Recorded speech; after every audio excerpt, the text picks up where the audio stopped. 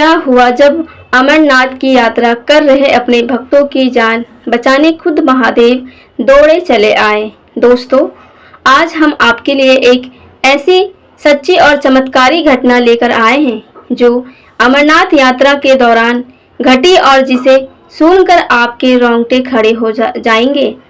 यह कहानी है राजस्थान के एक छोटे से गांव के रहने वाले रामलाल और उनके परिवार की, जिन्होंने भगवान शिव की कृपा से एक ऐसी भयानक घटना से मुक्ति पाई जिसे याद करके आज भी उनकी आंखें नम हो जाती है। यह कहानी न केवल उनकी आस्था की जाती है गाथा है, बल्कि यह भी दर्शाती है कि महादेव अपने भक्तों की पुकार को कभी अनसुना नहीं करते हैं।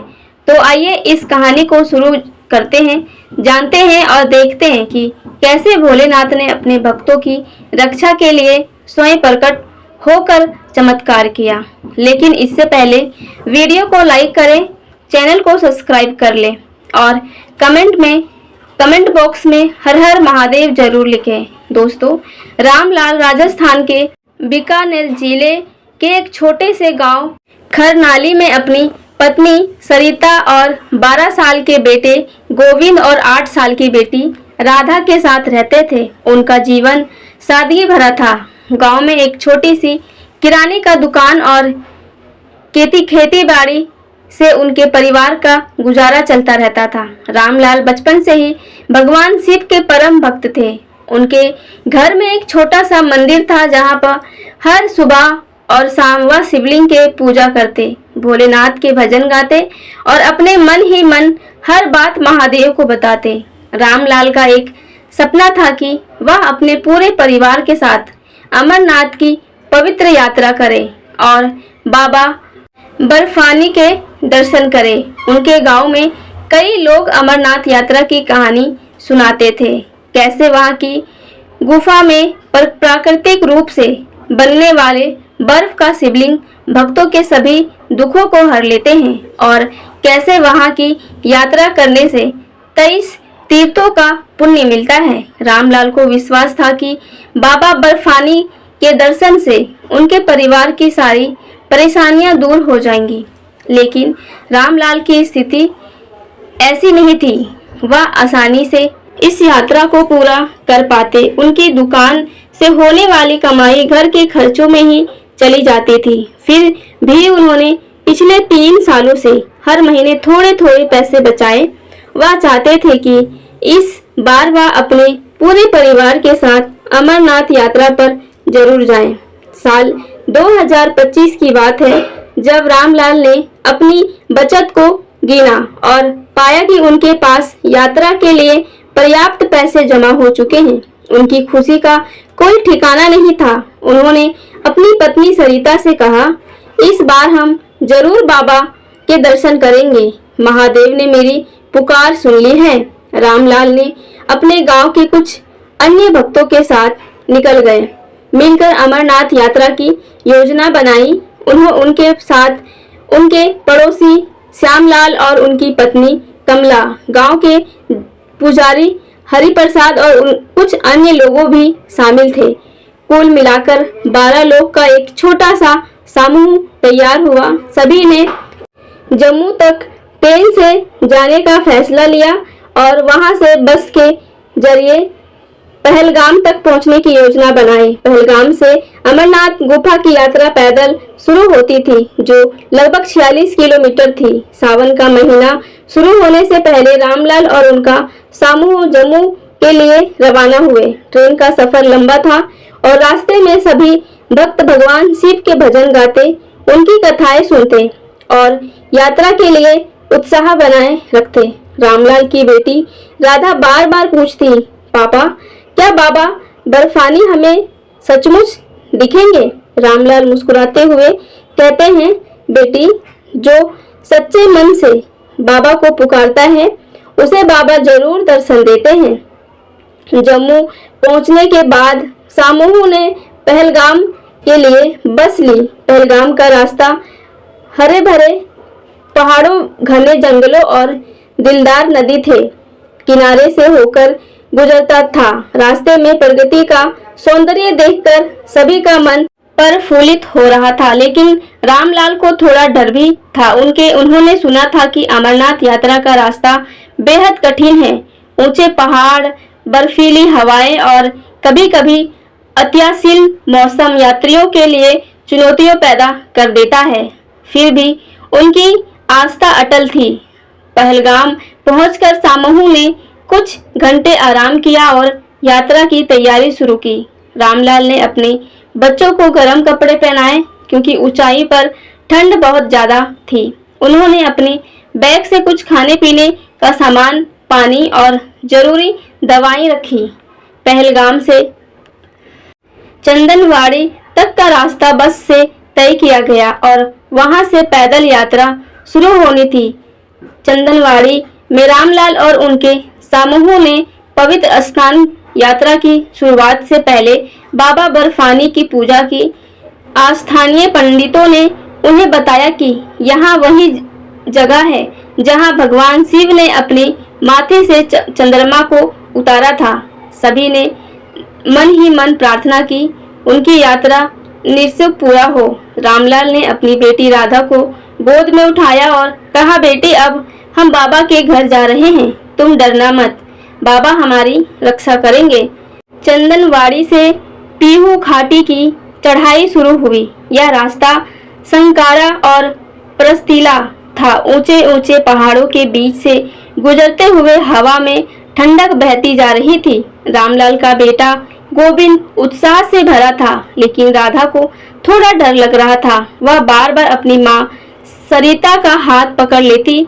समूह के कुछ बुजुर्ग रहस्यों को चढ़ने के दिक्कत हो रहे थे, लेकिन सभी एक दूसरे का हौसला बढ़ाते हुए आगे बढ़ रहे थे। पीहू घाटी को पार करने के बाद समूह शेषनाग झील पहुंच गए, जहां इतनी खूबसूरत थी कि सभी थकान भूल गए। झील का नीला पानी और चारों तरफ बर्फ से ढके पहाड़ देखकर ऐसा लग रहा था मानो स्वर्ग धरती पर उतर आया हो। स्थानीय गाइड ने बताया कि यह वही जगह है जहां भगवान शिव ने अपने गले से सर्प को छोड़ा था। रामलाल ने अपने बच्चों को यह कहानी सुनाई और कहा, देखो बाबा ने इस यात्रा को और भी पवित्र बनाने के लिए अपने प्रिय चीजों का त्याग किया था। हमें भी अपनी छोटी मोटी परेशानियों को भूलकर आगे बढ़ना है। शेषनाग से आगे का रास्ता और भी ज्यादा कठिन था।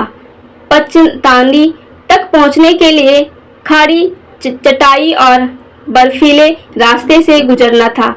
पंचतानी वह जगह थी जहां भगवान शिव ने अपने जटाओं से गंगा को मुक्ति किया था। यहां पहुंचकर समूह ने रात के लिए डेरा डाला। रात का तापमान शून्य से नीचे चल रहा था और सभी ने अपने गर्म कपड़ों में खुद को लपेट लिया। रामलाल ने अपने परिवार को एक छोटे से तंबू में सुलाया और रात भर जागकर भगवान शिव के भजन गाए।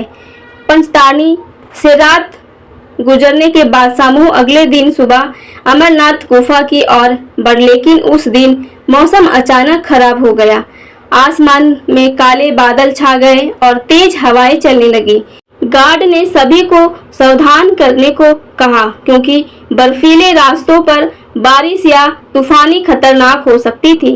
रामलाल ने अपनी पत्नी और बच्चों के पास रखा और प्रार्थना करते हुए आगे बढ़ने लगे। दोपहर तक समूह गुफा से कुछ किलोमीटर दूर था, तब अचानक एक भयानक हादसा हुआ। रास्ते में एक संकरा पुल था जो दो पहाड़ों के बीच एक गहरी खाई में ऊपर बना था। यह पुल पुराना और कमजोर था और तेज हवाओं के कारण हिल रहा था। समूह ने कुछ लोग डर के मारे रुक गए, लेकिन गाइड ने कहा कि गुफा तक पहुंचने के लिए इस पुल को पार करना जरूरी है। रामलाल ने अपनी बेटी राधा को गोद में उठाया और गोविंद का हाथ पकड़कर धीरे धीरे पुल पर चलने लगे।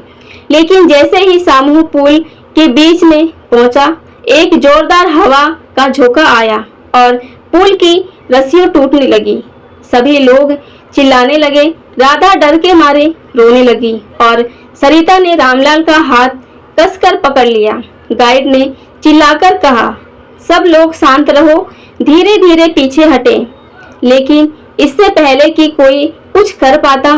पुल का एक हिस्सा पूरी तरह से टूट गया और सामू का हाथ हिस्सा खाई में की ओर लटकने लगा। रामलाल और उनका परिवार उन हिस्से में थे जो कभी भी रस्सियों से लटक रहा था, लेकिन रस्सियां अब किसी भी पल टूट सकती थी।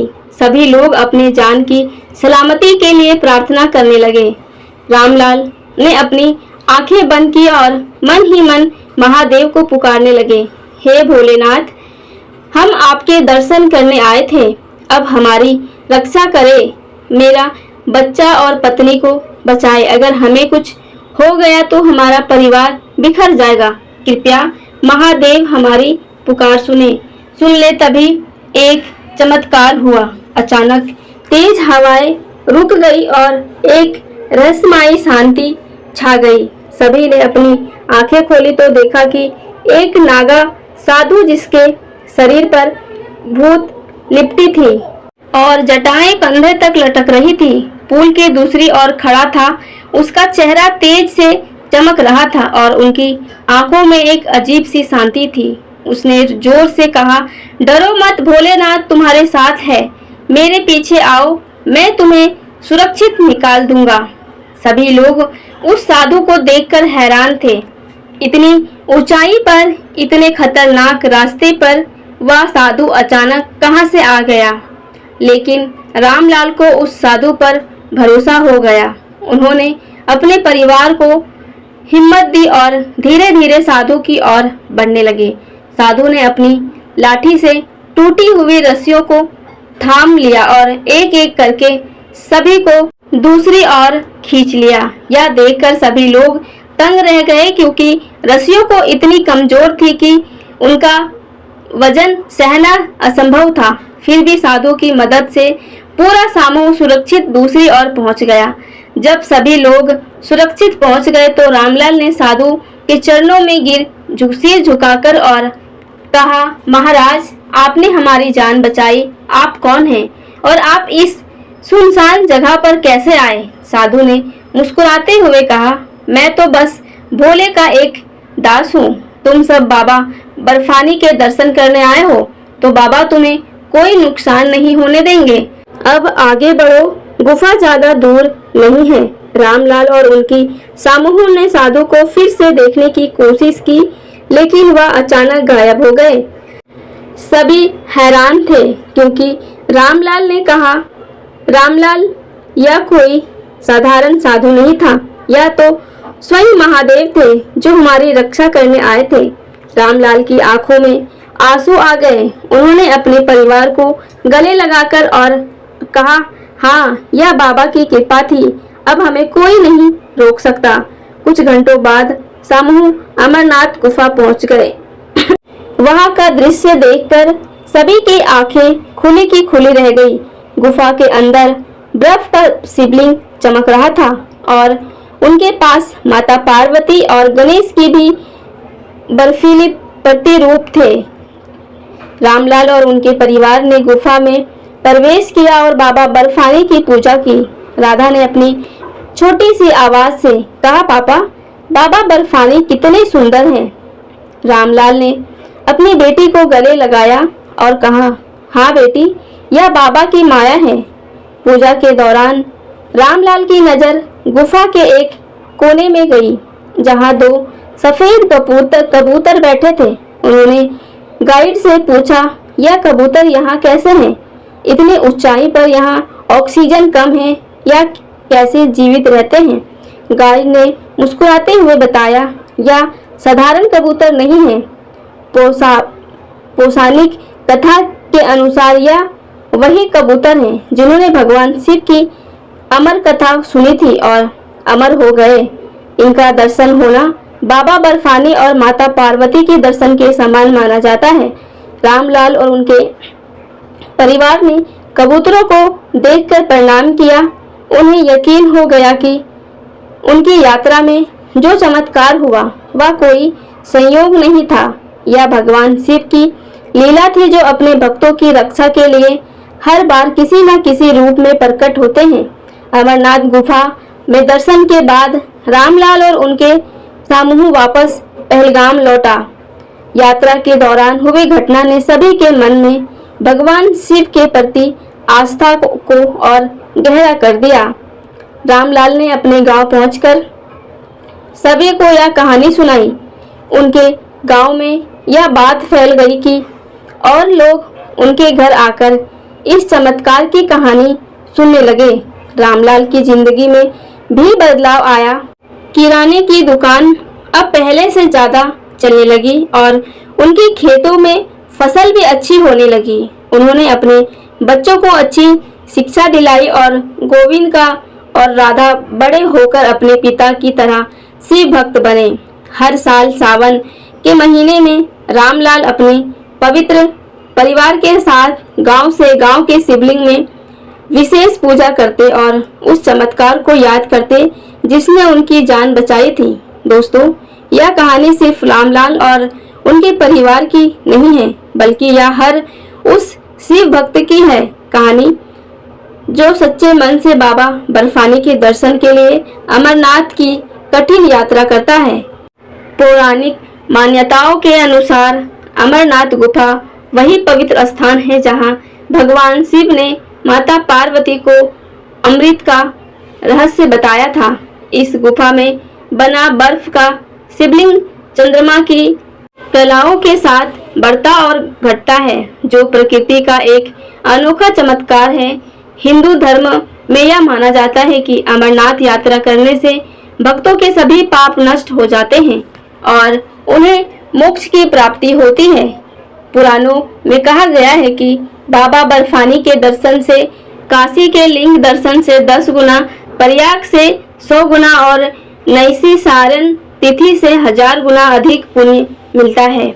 यही कारण है कि हर साल लाखों भक्त इस कठिन यात्रा को पूरा करने के लिए हिमालय की गोद में पहुंचते हैं। दोस्तों, रामलाल की इस कहानी से हमें एक ही सीख मिलती है, जो भक्त सच्चे मन से भगवान शिव को पुकारता है उसे बाबा कभी निराश नहीं करते हैं। चाहे कितनी भी बड़ी मुसीबत क्यों न आ जाए, महादेव अपने भक्तों की रक्षा के लिए किसी न किसी रूप में दौड़े चले आते हैं। अगर आपको यह कहानी पसंद आई हो तो इसे अपने दोस्तों और परिवार के साथ जरूर शेयर करें और वीडियो को लाइक करके चैनल को सब्सक्राइब जरूर से करें और कमेंट बॉक्स में हर हर महादेव अवश्य लिखें। हमें बताएं कि आपको यह कहानी कैसी लगी। यह धर्म और आस्था से जुड़ी ऐसी ही सच्ची और प्रेरणादायक कहानी, क्योंकि धर्म की सबसे बड़ा कर्म है